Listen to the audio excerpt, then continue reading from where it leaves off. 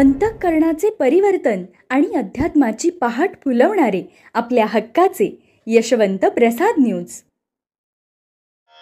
यशवंत हो, जयवंत हो, यशवंत हो, जयवंत हो, यशवंत हो, जयवंत हो.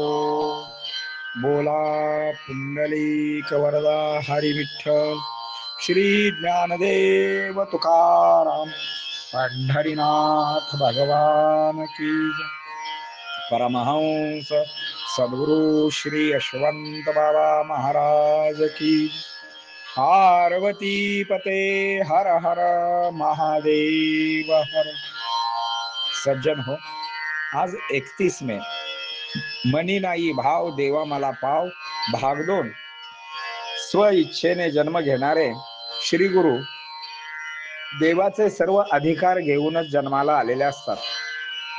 त्यामध्ये आपल्याला ते डोळसपणे ही देतात, त्यामध्ये ते आपल्याला डोळसपणा ही देतात आणि खऱ्या देवाची ओळख करून देतात. त्यासाठी ते तुला अयोग्य असा मार्ग देतात. तो तुझ्या कल्याणाचा मार्ग असतो. बाकीच्या मार्गावरून फिरणे म्हणजे वेडाचार होईल. पंढरपूरच्या पायऱ्यावर असणाऱ्या भिकाऱ्यांच्यात तो असतो. त्या प्रत्येक भिकाऱ्याला रुपया जरी दिला तरी तुझ्या मागच्या जन्मीची साडेसाती निघून जाईल. माझ्या म्हणण्याचा एवढा उद्देश आहे, रुपयाने पितृदोष जाण्याची हमी आहे. पितृदोष हे संसारी माणसाच्या मागे लागलेले मोठे संकट असते. पितृदोष हा ऋणानुबंधामधून आलेला असतो, त्याला पर्याय नसतो. आपल्या पितरांना शांती प्राप्त करावायची असेल तर एक म्हणजे दान मार्ग आहे. तुम्ही दिलेला रुपया पंढरीनाथापर्यंत पोहोचतो. देव सगळे पाहत असतो, तरी त्याला एकच डोळा असला तरीही तुमचे हृदय त्याला कळते. तुमचे कार्य काळे आहे की गोरे हेही त्याला कळते. तो सर्वज्ञ आहे ना. सद्गुरु यशवंत बाबा म्हणजे साक्षात शिव अवतारी गुरु. त्यांच्या भक्तीने सारे दोष जळून जातीलच. तिथे दान केल्याने महत्पुण्य प्राप्त होणार आहे. कोणत्याही तीर्थक्षेत्रावर केलेले दान आणि सद्गुरु यशवंत बाबांच्या ठिकाणी केलेले दान अर्थात हे सत्पात्रीच होणार आहे. महाराजांच्या ठिकाणी चाललेल्या अन्नदानात ते पैसे खर्च करा. महाराजांच्या बांधकामामध्ये पैसे खर्च करा. चहा प्रसाद ही एक सेवा आहे. तिथे तुम्ही आर्थिक योगदान देऊ शकता आणि प्रसिद्धी परान्मुख होऊन करा. श्रीगुरूंच्या सेवेमध्ये मी आरतीला येईन, मनपूर्वक आरती करेन, त्यांची भजने गाईन, भजनातला ब्रह्मानंद लुटेन, श्री महाराजांच्या 4 मोठ्या उत्सवामध्ये सहभागी होईन, श्री महाराजांच्या ठिकाणी येणाऱ्या दिंडीत नाचेन, माझे मी पण विसरेन रिंगण सोहळ्याचा आस्वाद घेईन. पुण्यतिथी, जयंती, प्रकट दिन व गुरुपौर्णिमा या दिवशी मी पूर्ण वेळ महाराजांच्या आश्रमात थांबेन.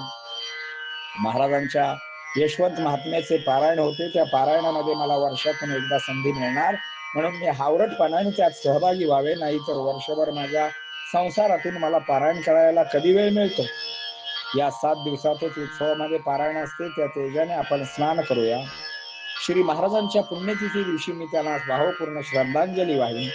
दुसऱ्या दिवशी रथ येणार, तत्पूर्वी मी सडा संमार्जन करेन, रांगोळी काढेन, रथ दारात आल्याबरोबर प्राणांच्या ज्योतीने ओवाळेन, त्यांच्या रथापुढे नाचीन, गाईन, टाळ वाजवीन, पूर्ण वेळ नामस्मरणात घालवीन. उत्सवामध्ये भजन कीर्तनाचा लाभ घेईन. रोज 5 माळा ओढल्याशिवाय मी जेवण करणार नाही, असा आपण मनाशी संकल्प करू शकतो. मग गुरु महाराज प्रसन्न होतीलच, तुला त्यांचा आशीर्वाद लाभेलच आणि जीवनाचा खडतर रस्ता हमरस्ता होऊन जाईल. तेच वेळ तुझ्यात शेवटपर्यंत टिकावे. शेवटी तुझ्या मुखातून यशवंत यशवंत यावे. मग आपोआपच तू मोक्षाचा धनी होशील, यात संशय नाही. ही ग्वाही आहे, हे आश्वासन आहे. हे पुढाऱ्यांचे आश्वासन नाही, तर संतांचे आश्वासन आहे. यशवंत हो, जयवंत हो, यशवंत हो, जयवंत हो, यशवंत हो, जयवंत हो.